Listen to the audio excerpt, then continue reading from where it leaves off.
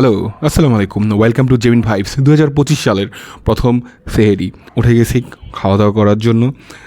মানে মূলত এটা আমার একটা চ্যালেঞ্জের প্রথম ভিডিও বলাই যায়। তারপর দেখতেছেন কি কি খাবো সেহরিতে। তারপর সেহরি খাওয়া দাওয়া শেষে আজানের জন্য ওয়েট করতেছিলাম আর কিছু পড়াশোনা করার চেষ্টা করতেছিলাম। তারপর আজান দিয়ে দিছে, নামাজ বাসায় পড়ে ফেলছি। আজকে আর বাইরে যাওয়ার প্ল্যান করি নাই। তারপর ঘুমায় গেছি। ঘুম থেকে ওঠার পরে সকাল, সুন্দর একটা সকাল ভাল লাগতেছিল যে সকালটা একটা ফুরফুরা একটা হাওয়া। তারপর অফিসে যাওয়ার জন্য প্রস্তুতি নিতেছি, অফিসে যাইতেছিলাম। আসলে নিয়মিত যেই কাজগুলো করি সেগুলোতে ভিডিওতে আনার আসলে ব্যাপারটা আমার কাছে এরকমটা আনকমন লাগতেছিল। তারপর জোহরের আজান দিয়ে দিছে, জোহরের নামাজ পড়তেছিলাম। তারপর আসরের নামাজ, তারপর মোটামুটি 4টা-5টার দিকে বের হয়ে গেছি অফিস থেকে। ওয়াও, বেরোয়ার পরে রাস্তায় দেখি ভিড়, ভাল লাগতেছিল যে খাবারের দোকানগুলোতে ইফতার কেনার জন্য সেই লেভেলের ভিড়। তো আমিও বাসার দিকে চলে যেতেছিলাম। আমার বউ বলে দিয়েছিল কিছু কেনার দরকার নাই, আমি মোটামুটি সব রেডি রাখছি।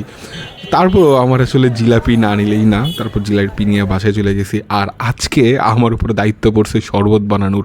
আমি চিনি গুলায়া শরবত বানানোর চেষ্টা করতেছিলাম। আর সালাদ মোটামুটি আমার দায়িত্বে ছিল। আর আমার বউ দেখেন কি কি বানাইছে। তারপরে মানুষে বলে আমি মোটা হয়ে যেতেছি। যে মোটা হওয়ার কারণ দেখতে পারতেছেন তো, যে এইগুলা খায়া খায় আমি মোটা হইতেছি। মাশাল্লাহ। আর এই জিলাপিতে সে মুড়িতে মাখিয়ে দিয়ে দিবে না।